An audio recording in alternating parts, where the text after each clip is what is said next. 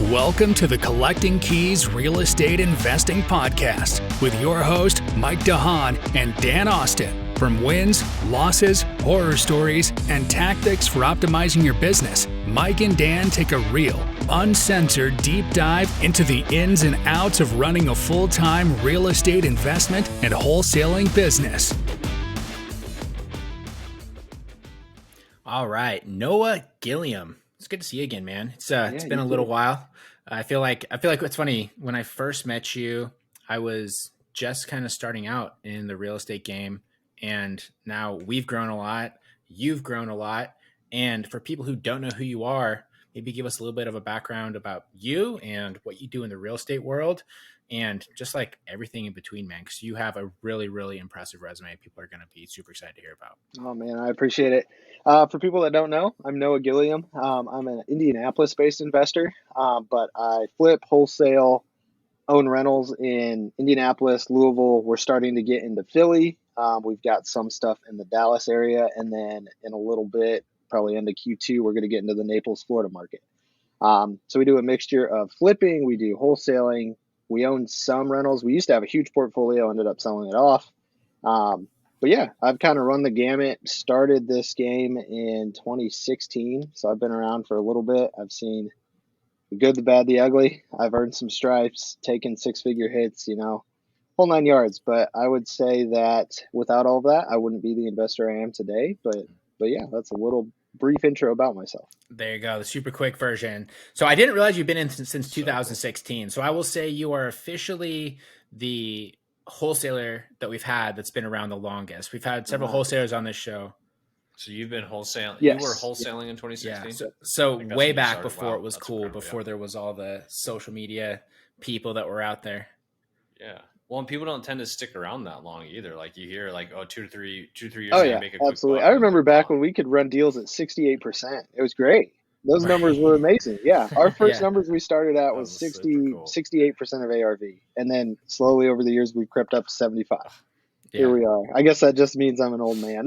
Yeah, right. I guess old man who said, you're turning 30 next week. So that's some context for the listeners out there.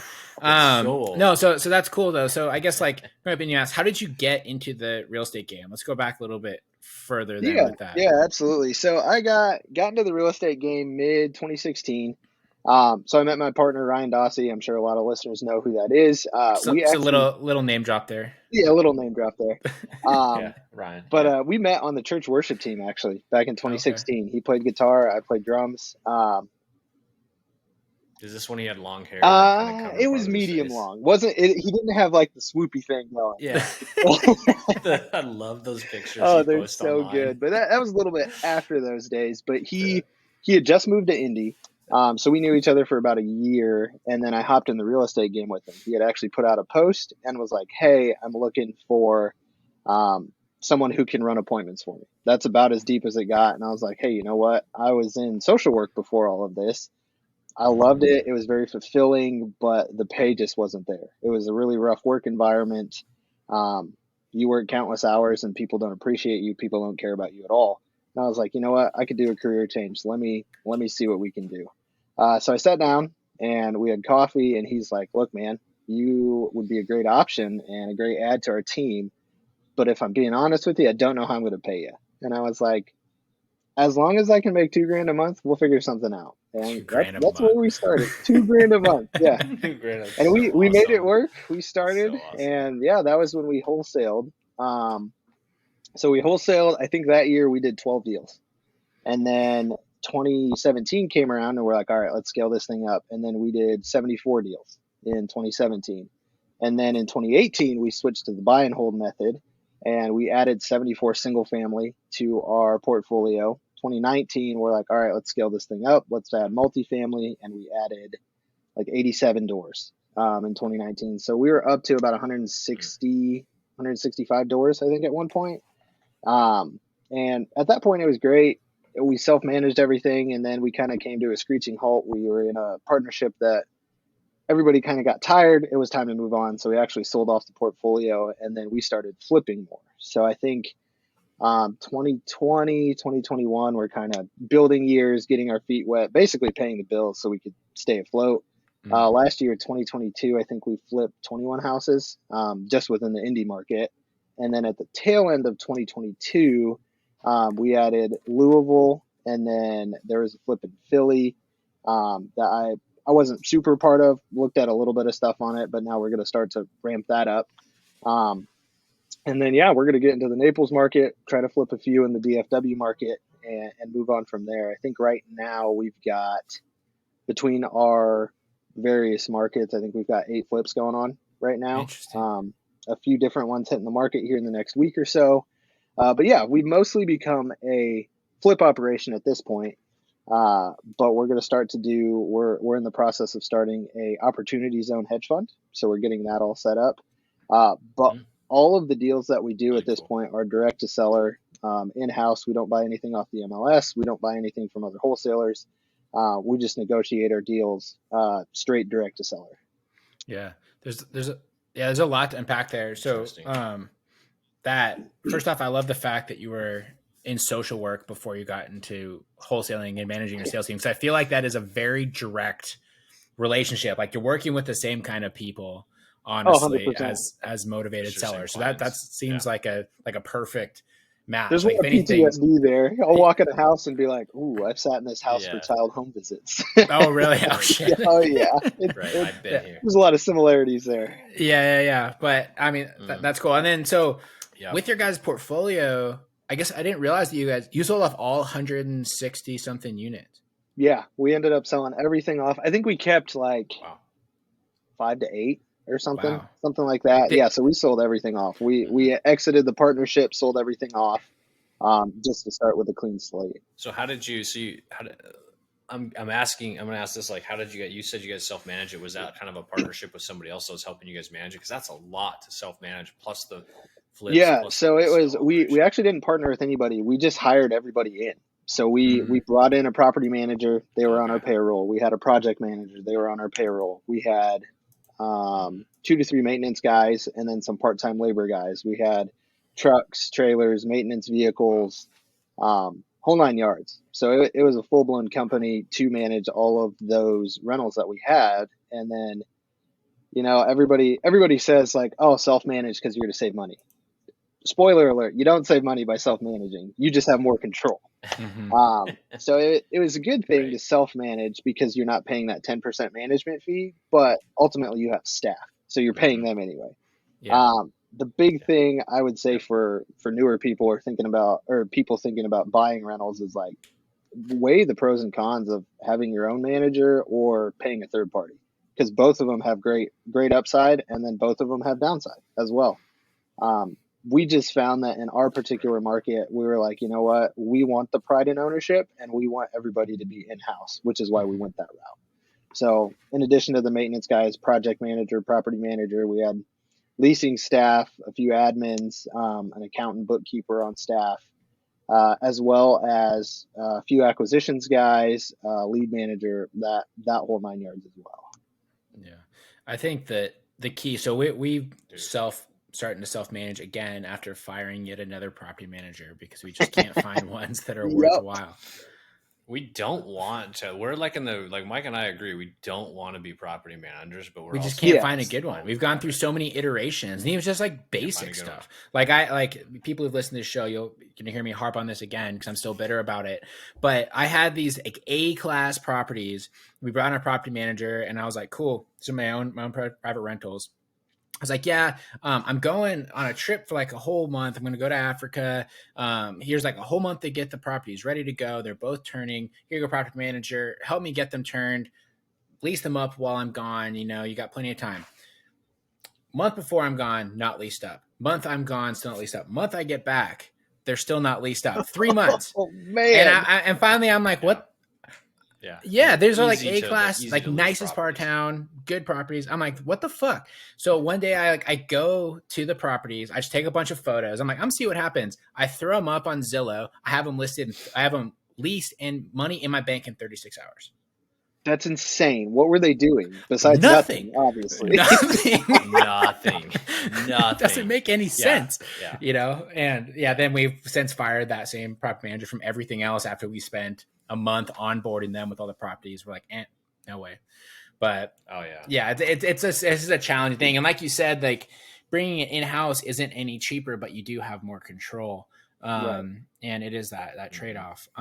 So no, that's crazy. I guess I didn't realize. So when you sold that too, just one last note on that, did you sell those to the open market, or did you like sell those to like the third partner and he bought you out? We sold them on the open market. Oh, so yeah, we had a realtor that we used that we sold everything. Most of them were occupied, actually, now that I think about it. There were maybe a few that were empty, but we sold them to investors on the open market.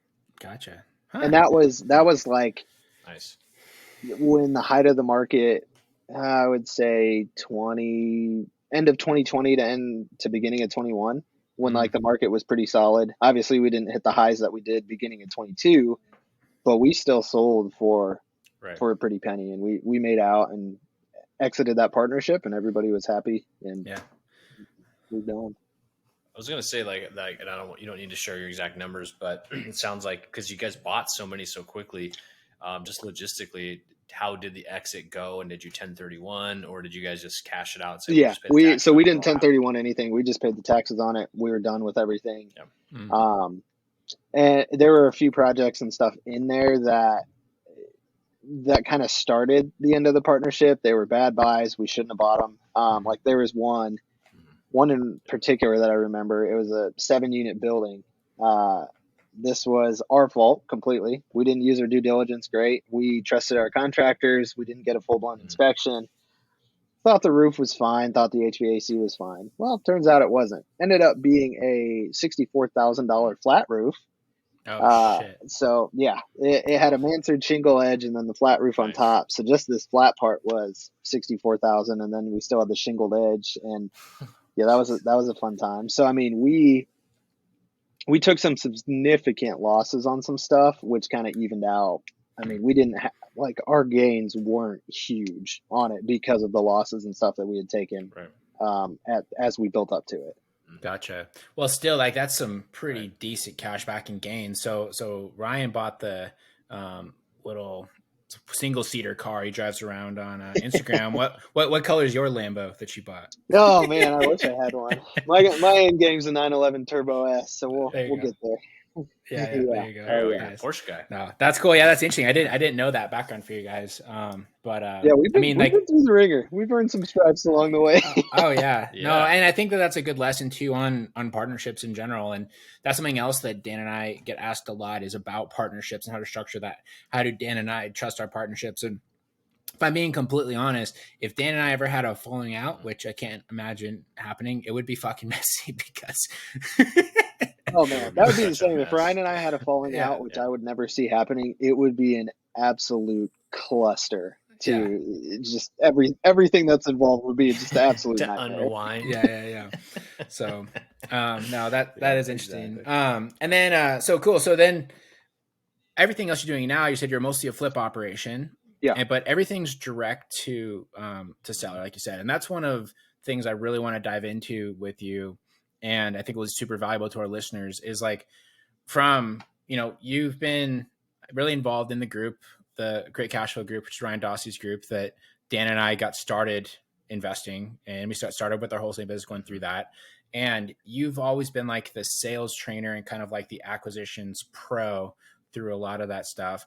And I guess for all intents and purposes, in our eyes, you are one of like the best, I would say, I want to say like small scale, like acquisition team leaders, because like there's some of these people that have these huge shops where they have like 17 sales guys and they basically run like a Wolf of Wall Street style where they're hitting the phones and they're like ringing the bell. But you guys are running what I would say is a more desirable business for most people. So I would love to get into what does your team look like, how you built it, and just your thoughts on acquisition in general for off-market properties, because that's a big hurdle a lot of people have to try and figure out.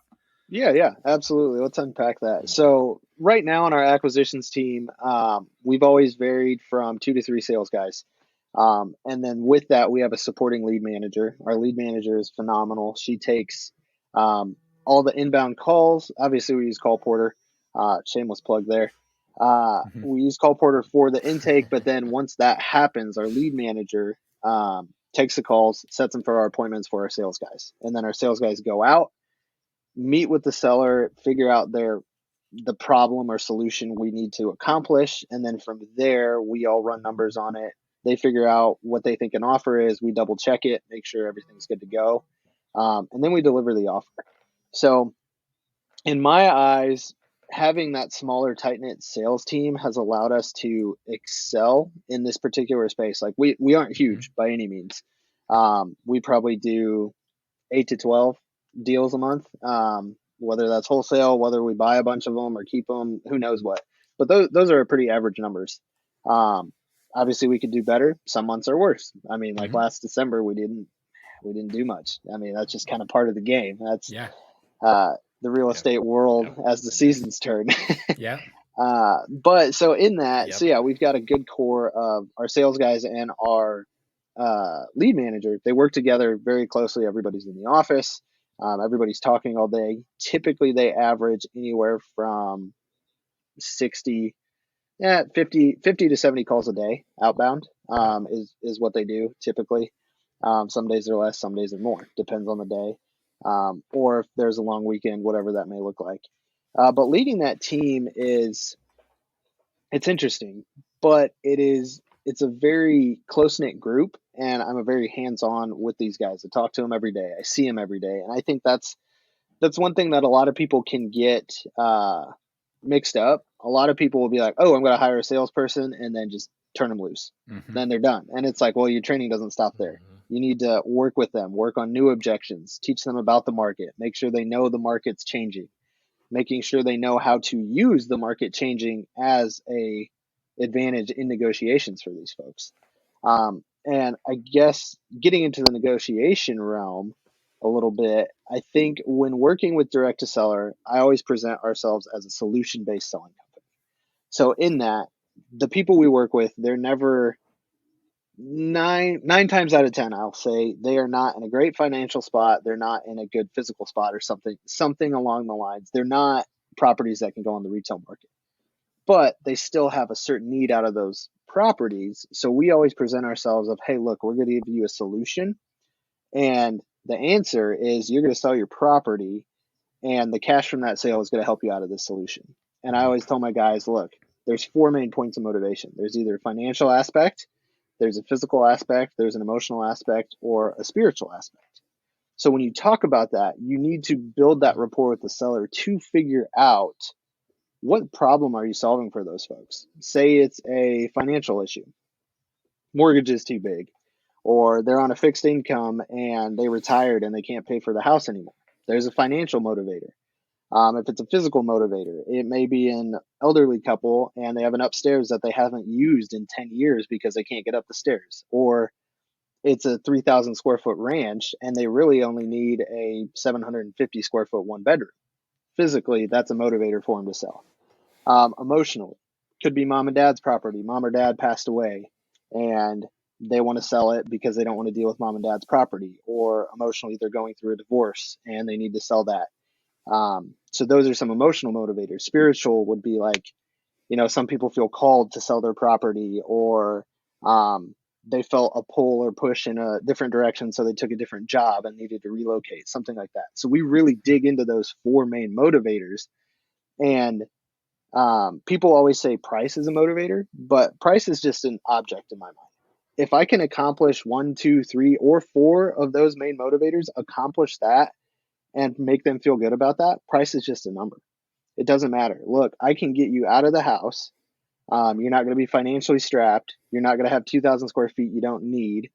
And we're going to get mom and dad's house back to its former glory. And I'm going to pay you $100,000 cash. The cash thing is like, well, sure, it's a less price than I want to take, but I've accomplished A, B, and C, and they're going to be happy with it. That's the solution that we're providing. It's never about a number. It's always about how can we help them out of the situation they're in, transition them with a super smooth close into their next property. That's how I frame all of our negotiations, all of our selling, all of our presenting of offers. All of that comes from those 4 main motivators. That's the simplest way I've heard somebody talk about what Mike and I try to explain, which is like the house, we like to say like the house, like the object, the asset is not what we're selling, like we're buying for that matter. Like that's not part of it. It's the people and solving their problems. But I love the way you put it into 4 categories of what you're actually selling and how you're getting through those. And then the cash, the money Correct. is just a Absolutely. byproduct of that. Because you're actually Yeah, solving that's a really awesome way to put it. Yeah, because we always say, yeah, exactly, we're solving people's problems in this business, but putting it that way makes sense. Although I don't think we've ever had a spiritual seller up here. We're all heathens up here in the Northwest. That must be a Midwest thing. You know, being in the Bible Belt, we've got be different things that come along here. I mean, Yeah. we've had people like literally one spiritual example I can think of is we sent this lady a mailer. Her husband passed away, and she put the mailer. It was in the front of her Bible. And she had kept it there for like 3 or 4 months. And then finally she was like, I was in my Bible reading and I closed it, except I didn't close it all the way. And your letter popped out. And, you know, at that point in time, I was like, I'm being told to sell this house. And so she gave us a call. And we're like, all right, here we are. That's awesome. Dude. Yeah, right. God it's is on your definitely side. interesting. But yeah, that's the easiest breakdown I've found. And like you can get into the weeds with motivation and all that stuff, but I think that's the easiest and quickest way I've learned to explain it. And that's I talk to my sales guys, I talk to my lead manager about that all the time, because when we're on the phone, I used to be before we pivoted more to that. I always was like, well, tell me details about the property. Is it busted? Does it need a lot of work? This, that, or the other. Now I'm like, cool. It's a 3-bed, 3-bath. I don't care about that. Hey, why are you looking to sell? What are we looking to accomplish with the sale of this house? Is the house too big? Is there something that you can't do? I know you told me it needs a lot of work. Can you not get the work done because it's too much financially, or is it too much physically? Or, you know, if you're digging into that house, is it too emotional for you to go through a house where your, God forbid, your son or daughter died or something like that? What's really driving you to sell this property? And you know what? Cash is, as Dan said it, cash is a byproduct. I'm going to get you out of the solution, and you're going to have money on the side from the sale of this house. Yeah, that's awesome, man. I love that.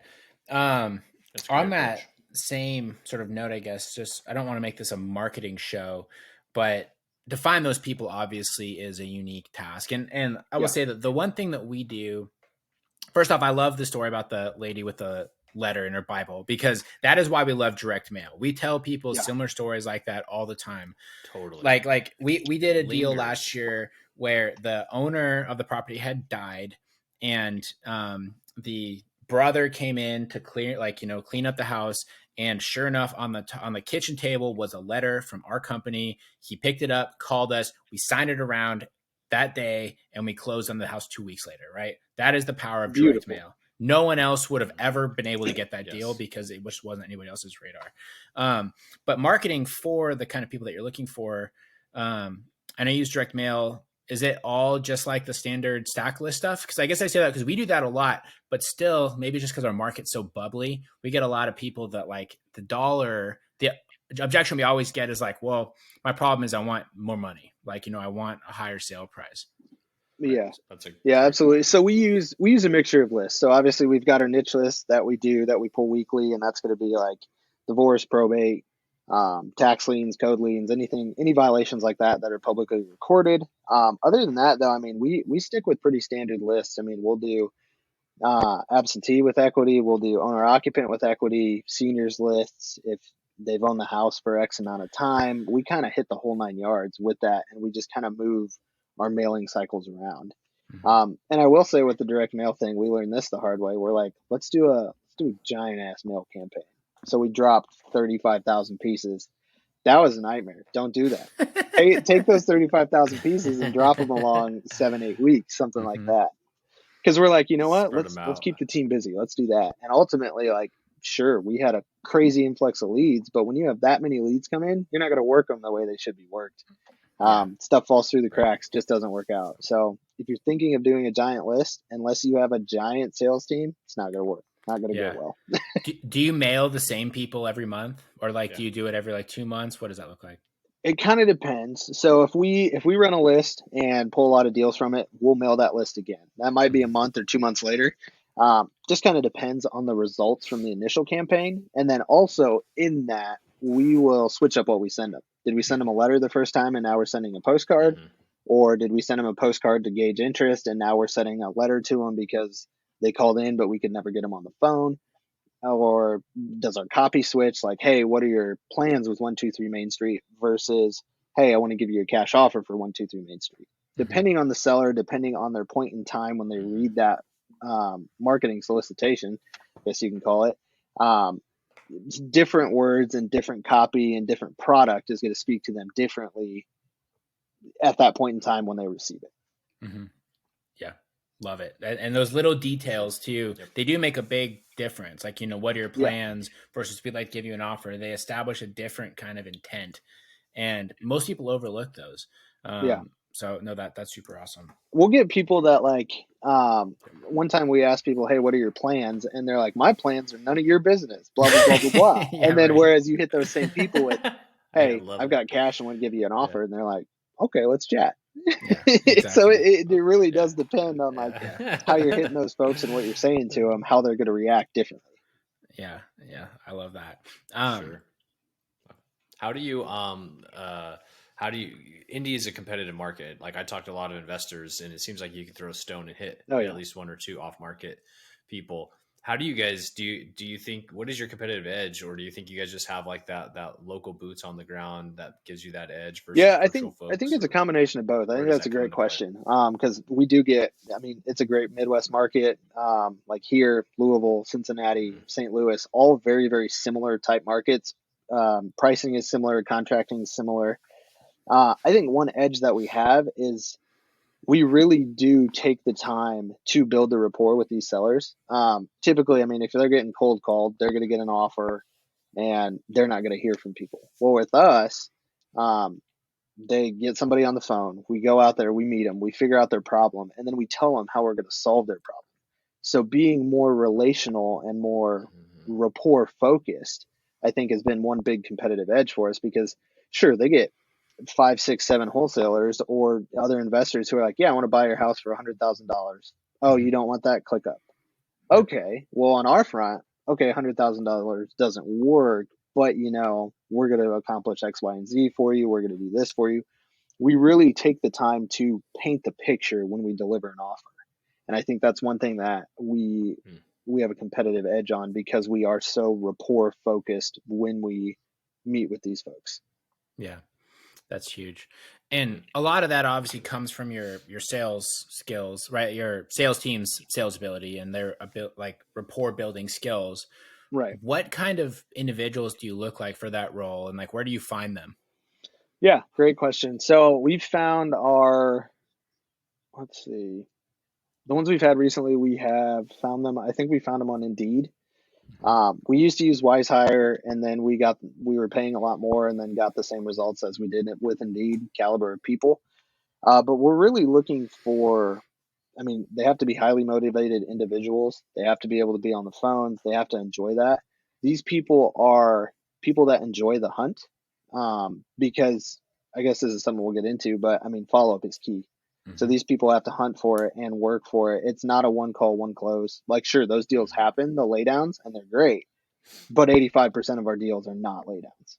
Yep. So we look for those people who can take no for an answer, but not take it as the final answer and then follow up and reframe it in a different light so that the sellers can understand. But they have to be highly motivated. They have to be, all of our guys are quick.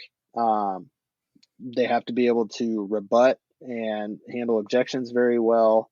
So we're just looking for, I guess for starters, they're going to be a very people focused person. They're going to be able to pick up on body language, things that other people say, stuff like that. But then also they're very people friendly and like people pleasing. So they're easy to meet with, easy to chat with, but also very aggressive in, hey, we're going to get this done. And this is how we're going to get it done for you. Yeah. How do you screen for all of that? Like, because that all kind of makes sense, right? But when you are interviewing somebody, you have a 15-minute conversation, you can get like the general vibe of that they're putting out, which is going to be their best possible impression. Oh yeah. But like, that like what you're talking about, it's the first date thing. It is. Yeah, it's the first date thing. So they'll go through a series of phone interviews, probably 1 or 2 of those, and then probably 1 or 2 in-person interviews or Zoom, depending on where they're at. And then from there, I think a big thing that's helped us is we typically put people on a 90-day probationary period, because statistically, someone after about 90 to 100 days is when you really get to know somebody and see their true colors, is what research has shown. So in that, Indiana being an at-will state, which is nice, you can hire, fire for whatever reason. But in that 90-day probationary period, when we hire them, it is very clear that, hey, not first 90 days, probo period. If you don't like it, you can leave. Totally get it. It's fine. If we don't like it, you're gone. Leave. But it really gives that 90 days, we go through a decent amount of training and stuff like that, but also it gets them a chance to really feel out the acquisition manager position, gives them enough time to get a few deals under their belt, gives them enough time to kind of take what we give them and make it their own. There's still obviously a lot that we turn into and train on. But that's how we found the guys that last longer. They do well in that first 90 days. And that's how we kind of separate the cream from whatever else you want to call it. Yeah. Interesting. Have you noticed over the years of doing this and hiring ac managers, is there like an average length of service, or do they have an expiration date, like where they've just lost their steam or disenfranchised? That's a great question. So I feel like that's sales in general. Like sales guys are always coming and going. That's just kind of how they are. Yeah. I would say our longest guys have been with us a couple years. The other guys have been with us for like a year and move on. So it kind of depends. Also, the market plays a role in that. Like if they're not getting the deals, is it because of the market, but is it because they've lost steam or they don't care about it anymore or they think they can do it? We've had everybody leave for various reasons of that. Everything you said, we've had people leave for. Yeah. That makes sense. I want to go into that follow-up that you talked about, saying that they need to be good at follow-up. I imagine you have some sort of process built around that. And, because I would say one of the biggest struggles that we have, and I know at least one of our sales guys will probably listen to this. I constantly get frustrated because our sales guys will regularly say, I need more leads to close more deals. I'm like, bro, we have 4,300 leads in our system. You're honestly going to tell me that there is no opportunity in there, right? Yeah, there's no leads. Come on, Mike. Can't do anything. And even the ones that are years old, we have closed deals that have come in years earlier, but then what happens is, and this is partly our problem because we don't have a good follow-up process that's like, in our SOPs. We don't even have SOPs. That's what we're working on right now. Like instead of going and hunting for stuff, they'll just freaking do nothing. Right. Yeah. And so like, I guess internally, what do your guys' follow-up process look like? How do you train them? How do you keep people accountable? Like what's your approach to all of that? Yeah, I think for starters, so all of our guys are commission based only now, which is very helpful because I mean, at the end of the day, if you don't hunt and kill anything, you're not going to eat. Yep. So that's a big motivator in a sense. And also your top sales guys want that kind of structure. They want commission only because they know they're going to make more money. There's no cap. They can do whatever they want as long as they're getting deals. As far as follow-up goes, typically, so say we give an offer, we're going to follow up the next day or give it one day and then follow up 2 days from the offer given. From there, we're probably going to follow up a couple days after that. And then maybe we hit them the next day immediately. And so say our max offer is like 100. When we first offer, we're going to come in at like 80, 85, right? And then in the additional follow-up, 3 to 4 different calls is when we ultimately get up to the max. Because a lot of things I see young sales guys do or inexperienced sales guys, they'll come in, offer, and then at the end of that first call, they're already up on to 100 grand. And it's like, exactly. What are you supposed to do when you follow up with these people? Be like, hey, have you changed your mind? There has to be incentive when you follow up with these people. And that incentive is, hey, I'm going to offer you more money, or hey, I'm going to offer you a little more money, but also, you know what? Let me throw closing costs in there for you. Hey, I know in the last call I said I'd pay closing costs. I actually talked to my manager. There's always a manager that everybody talks to, even if it's me. I'll tell people, hey, I chatted with some people. We can actually do that clean out for you, so you don't have to worry about it. Adding little tidbits as you follow up. So within 2 weeks of that initial offer, we've probably followed up 5 to 6 times in that 2 week span. And then from there, we'll probably follow up 1 or 2 more times. But once we get to 8, typically at 8 manual touches, then we put them on a drip sequence. Mm-hmm. And depending on their situations, we have drip sequences built out for various reasons. I think we've got like 24, 26 different drip sequences in our system for various objections and stuff like that. We toggle on that sequence. It may be a long-term follow-up. It might be a short one where they get hit 8 times in the next 3 weeks. But all of that comes after 6 touches initially, and then probably a few more in the following weeks. So let's just say 3 weeks after an offer is given, they've probably been followed up with 8 to 10 times. And that's all manually. That's via phone call, via text, whatever that may be. And then from there, that's when drip sequences get tagged in. Mm-hmm. And most people don't follow up that hard. Most people might follow up 1 or 2 times. But if you're following up, if you're the guy who has the lowest offer, but you've followed up 1,000,000 times, I love saying, you've talked to a bunch of different people. None of the offers have worked out. I'm still calling you. Why can't we just make this the final offer? You don't have to think about anything anymore. I can be your final offer today. Let's get this thing sold. Yeah. So on those follow-ups, I guess what do those conversations look like? So obviously you're coming up the price, and that's always a question that our guys ask us is like, well, they're starting at 80. How do they justify the increase to 85 to 90 to 95,000 with the seller over those coming weeks? So from there, usually that's where I always fall back on our finance team or our manager or whatever. And I'm like, hey, we've talked to them. We finagled our rehab budget a little bit more, or you know what, we found that we can pay a little bit more. We have a few deals closing, so we have more funding, or who knows what. But that's kind of how we frame it of, hey, you know what, we dug a little deeper. We've tightened down our budget so we can pay a little bit more. Mm-hmm. And another good way to combat that is, hey, we've chatted with our contractors or we've chatted with our rehab team, and we can tighten down the budget. And because we can tighten down our rehab budget, because you and I both know the house needs work, right? Which is why you're selling it, because you can't do the work. Yeah. But we've been able to tighten it down enough that we can actually pay you a little bit more. Mm-hmm. How does this sound? And I take care of closing costs, and you don't have to clean the place out. Yeah, I love it. Yeah, right.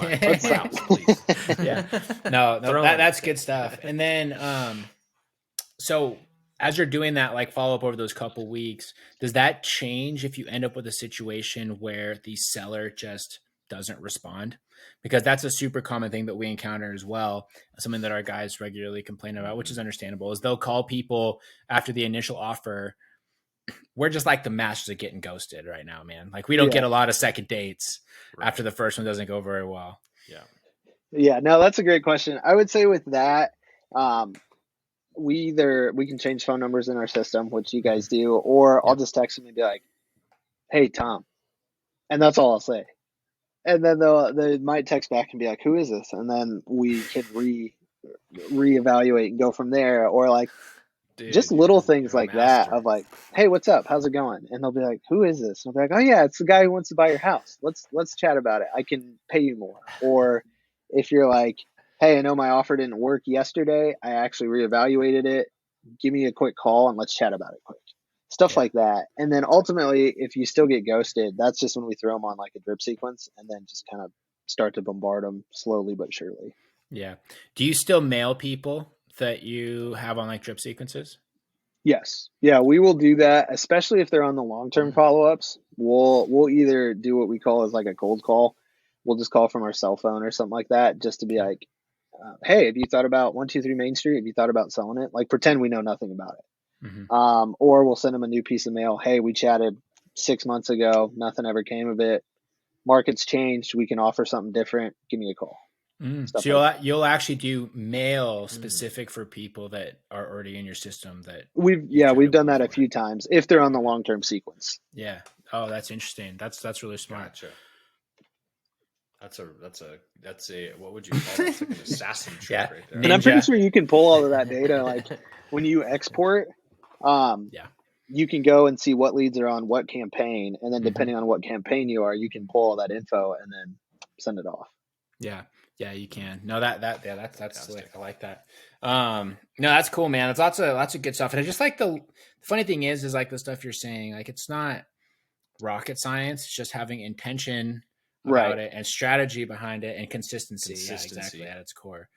But no, that's super cool. And then I guess this is kind of a selfish question as well, a little bit. Once you have stuff signed around, I know you guys have a transaction coordination team in-house. What does that handoff look like from your AM to your transaction team? Because I guess something that we have encountered has been more often than not, the act manager has spent the last 2 to 3 months building a relationship with this person. And now you pass it off to Cindy. They don't like Cindy. They don't want to work with Cindy. They want to work with our sales guy. Right. And maybe that's just because we work with crackheads. I don't know if you have the same problem, but oh, we've got our fair share out here. Yeah. No, that's a great question too. Typically the handoff is once it's signed, like, hey, you know what, we've got up to this point. I was the person to get this contract to you, and now we're going to pass it off to our transactions team. So-and-so is going to reach out to you. So-and-so from title is also going to reach out to you. However, if you do have any issues or concerns, reach out to me, because ultimately it is the responsibility of the acquisitions manager to get it from under contract all the way to close. Perfect. If we have to renegotiate, if we have to tell them the inspection was bad, if we have to extend or do anything like that, that is ultimately the job of the acquisitions manager, because they should want to get that deal closed, because that's the only way they get paid. Yeah. I love that. And then you don't have to make Cindy the Grim Reaper either out there, like right, just delivering bad news. Yeah, exactly. Because then you're just exactly. Those people know nothing about them. All they see is a piece of paper, all the legalese, all of that. They don't know the whole story. So that way, like, if issues arise and renegotiation needs to happen and stuff like that, the acquisitions manager can take everything that we've done up until that point and paint it in a picture that the seller's going to understand. Yeah, exactly, man. No, I love it. There's so much good stuff. And, if you guys have a sales team, anybody who's listening has a sales team, or you want to build a sales team, literally just like rewind the last 25 minutes on this, because Noah just literally gave you the perfect outline that is so simple on how to build an acquisitions team for an off-market real estate investing company, whether that means you want to literally from how to hire them to how to coach them, and just like repeat what he said over and over again, and you're going to. And I think to that point too, it's like a lot of people. This is the whole real estate world in general. Everybody gets the new shiny object syndrome, whether it's the new CRM, whether it's the new sales tactic, or it's the newest call center that does cold calling, or the newest comp software, whatever. Everybody gets shiny object syndrome. But it's like you said, Mike, it's not rocket science.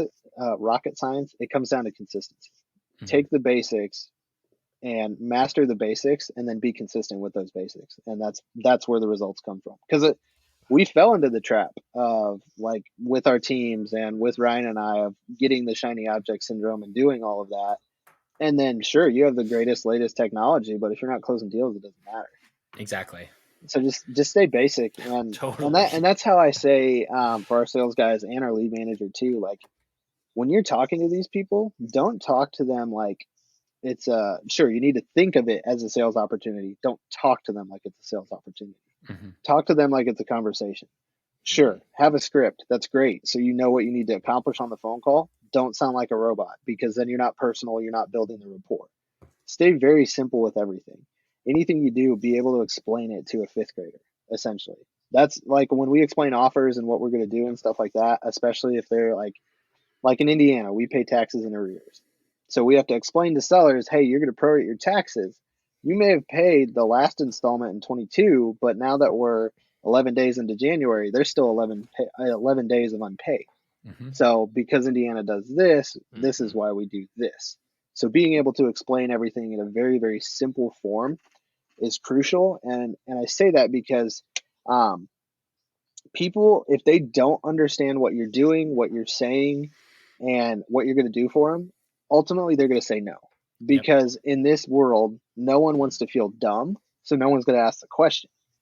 But because they don't ask the question, they're automatically going to say no. So if they don't understand what you're going to do for them, it might not be because they don't like the offer. It might be because you didn't explain the offer right. So that's where we and my sales team, we have to take it upon ourselves. Hey, I know you said you wanted to think about it, but just a quick question. What did you need to think about? Was there something there that I didn't explain? Because if you didn't understand it or I didn't explain it properly, I want to make sure you have all the information to make this decision possible. And I want to help you make that decision. So let me help you make that decision. So what did I not explain well? What don't you understand? Because I want to help you get to that decision of you selling the property. And if people don't understand it, their first instinct is to be like, no, I'm not going to do it. Mm-hmm. And it's because they don't get it. It might not be because they don't like the offer. They just don't understand what you're going to do for them. Yeah. I love that. You know, it's I think that's especially true with the motivated seller archetype of people as well. They're highly sensitive to things where they don't know what's going on. And that's one of the things too, like so many people get into this business and they don't want to, you know, they suck at sales. They don't want to do the follow-up. So, or like they don't know how to market and find opportunities. So there's like, I'm going to do creative financing and I'm going to go and try and do a sub-2 wrap mortgage with a crackhead. I'm like, don't even do that. They're not going to get it. And you're just going to end up being not fruitful at all. And exactly. Everything comes down to simplest form. Explain it well, explain it multiple times, and they're more likely to say yes. Yeah. Because we're in a society that, I mean, I don't want to feel dumb. You guys don't want to feel dumb. But, I mean, obviously we're wired a little different. We're going to ask questions. But most people don't ask questions. So it's like we have one opportunity to present it and present it well. And that's where you have to differentiate yourself. I love it, man. Great stuff. And it's a great way to go into our end of show questions there. You dropped some really incredible knowledge here, Noah. So I really appreciate all that. Yeah, absolutely, man. So end of show questions. First one I'm very excited about with you because you have been in the off-market world for a long time. But what is your craziest real estate investing story? And this can be a, you know, good story, a crazy seller, a big loss. The only rule is it can't be about finding dead people in a property. Because I don't like those stories. We did have one murder property, but we won't go there. I would say one of the craziest deals we did. Oh man.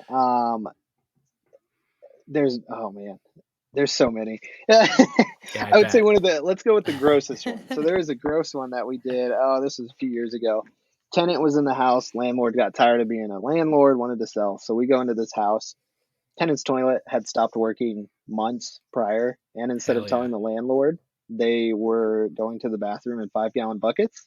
Yes. And, you know, so there's the first strike. Of course. But you would think also like, okay, sure, they use the bucket, dump it out. No, when the bucket got full, they just pushed it to the side and got a new bucket. So we go into this bathroom, and there's like 15 buckets of human. Oh, man. No way. Oh, it was 2 or 3. Come on, like you're like, okay, this is bad. So that was a fun one. We ended up wholesaling it. We did all right with it. Oh, let's see, what are some other? I think the craziest one, we did a mobile home recently, and it's probably in my career the worst deal we've done. I think we lost $14,000 on it. Took like 8 months to do. FHA inspections, tying down a mobile home, all of that whole 9 yards. Absolutely the worst deal we've ever done. Those are the two that come to mind when it comes to the craziest and or worst stories that I have. Yeah. I mean, if the worst loss you've only had is $14,000, I mean, that's not too bad. What are price points in your area? That one was sold for like $230, I think, something like that. Well, that was $14,000 on when we actually sold it. Other deals we've lost more money on just due to CapEx and stuff like that, like that roof. Gotcha. Yeah, we've had 6-figure losses when it's come to apartment buildings. So that's gotcha. That's not too bad. Dan and I are about to take a $50,000 haircut, so we feel it happens.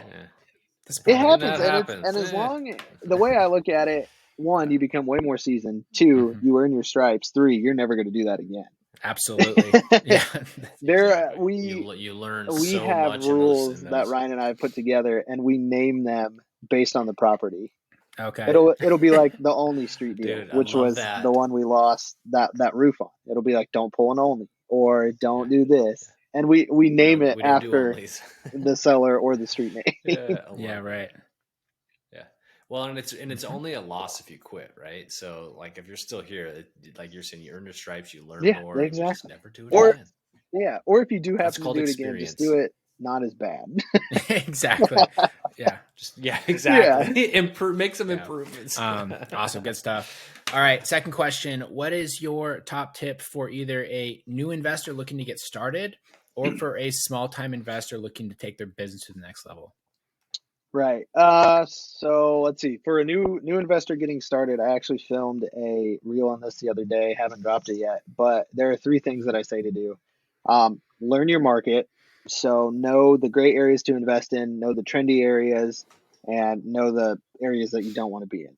Learn what's trendy, learn what you can get away with, learn what's standard, learn your market, and know your market very well. Second is get invested into your local RIA meetups. Get invested, get networked. You will meet contractors, buyers, lenders, anything that you could need are going to be in your local RIA meetups. And usually there's at least one. So if you want to go to those meetings, if you want to be on the Facebook, whatever it may be, those are the things you need to get involved with. And then, oh crap, I forget what my third thing was. Uh-oh. Oh no, what was my third thing? No. Let's go with 2. Those were the 2 big things so far. Learn your the third thing. Follow Noah for the drop. Figure out what you want to do. Are you trying to take this and replace the W-2 income? Mm-hmm. Are you trying to take this and make it a side hustle? Do you know you just want 1, 2, 3, 4 rentals? Do you want an Airbnb? Go in with a strategy of what you want to do, because the first thing that leads to burnout is when you hop into the real estate world, you're going to drink from a fire hose, and it's next to impossible. There are so many different things. Goes back to the shiny object syndrome of exit strategies. There's a million different ways to make money in real estate. Pick 3 to 5 of them and focus on those. So before you hop in and start spending money on stuff, figure out what you want to do. Is a side hustle great? Do you want 5 Airbnbs and that's passive income? Do you want to quit your W-2? Because all of those are great options. You just have to figure out what you want to do and tailor your approach to your end goals. I love that. I think that, yeah, that's super good advice. And, because most people too, I mean, they'll even see like what Dan and I do and that sort of stuff, and they'll want the results. They want to be able to travel or like, have like a decent house, do whatever. But realistically, to get there doesn't match the lifestyle that they actually want. Right. And, just you can still get the same result. You just go about it a slightly different way. You have to look sort of short-term and long-term, what you want things to look like. Well, and you simplify it too. Like I love okay, first of all, figure out what you want, but then start by getting to know your market. Don't try to be doing everything in a market. Don't try to be doing everything under the sun, all the shiny objects. Be like, I want to buy 10 houses. Well, I need to learn the market to know where the best places are to buy 10 houses and then start doing your approach to get to that point. And I guess just one thing I'd add on that too is for people is once you just sort of decide that, commit to it. Don't go and start to dabble in houses and then go, you know what, I'm going to buy RV parks instead. And then just do a complete left-hand turn and just screw up everything. Yeah. Not that you can't adapt your strategy, but and I think that's the thing a lot of people get is a common misconception of, oh, you're in real estate, you're going to get rich really fast. I'll be the first person to tell you, it takes a lot of time. I mean, even on a wholesale cycle, you're looking at 30 to 45 days. If you're flipping, there's a 90-day turnaround probably. And that's if you have an effective rehab team. If you're a new flipper, you're probably looking at 6 months, 3 months of rehab and then on the market. But it's not a get rich fast, and it's not a get rich with no money in it. You have to pay for money for coaching or marketing or whatever it may be. There's all those gurus out there that are like, you can get rich with no money and fast, and in 90 days you're gonna have a Lambo and a 8,000 square foot beach house, and it's like, it doesn't work like that. Don't think it is. OPM, bro. Just go find a grandma with a HELOC and steal her money. Exactly. Her money. Yeah, exactly.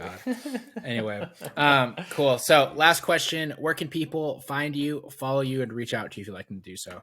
Yeah, absolutely. You can find me on Instagram. Instagram handle is Gilliom. And then I'm also on Facebook, just Noah Gilliom. You can add me there. You can DM me there. I've got my link tree set up if you want to set up calls, see what tools I use.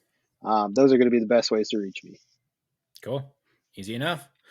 Perfect. Well, thanks so much for coming on the show, Noah. You dropped an incredible amount of knowledge on this, and I'm really, really stoked to just like how it all, I had my vision of how this interview with you was going to go, and you surpassed it. So thanks so much for that. Hear it. Oh, yeah. You surpassed Mike's. That's glad hard. To hear it. No, I appreciate you guys for having me on. Absolutely. This is great. Yeah, absolutely. So, well, thanks for listening, everybody.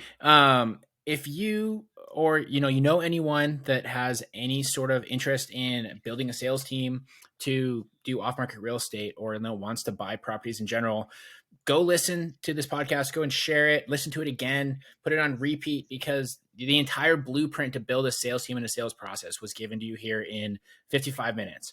So absolutely listen to it again and share with anybody else who might find it interesting. Not only will you help them, but it helps us grow the show. Outside of that, if you want to start getting off-market properties for yourself, you can go to collectingkeyspodcast.com/free, and you can get our free 5-step guide to start generating off-market leads. And then you can take all these new tactics that you just learned from Noah and start applying them and start getting your own big deals done. So anyways, guys, thanks so much for listening, and we'll talk to you all next week. Thanks for listening. Please leave us a review on iTunes or wherever you get your podcasts. And check us out at collectingkeyspodcast.com for tips and guides on starting your own real estate investment and wholesaling business.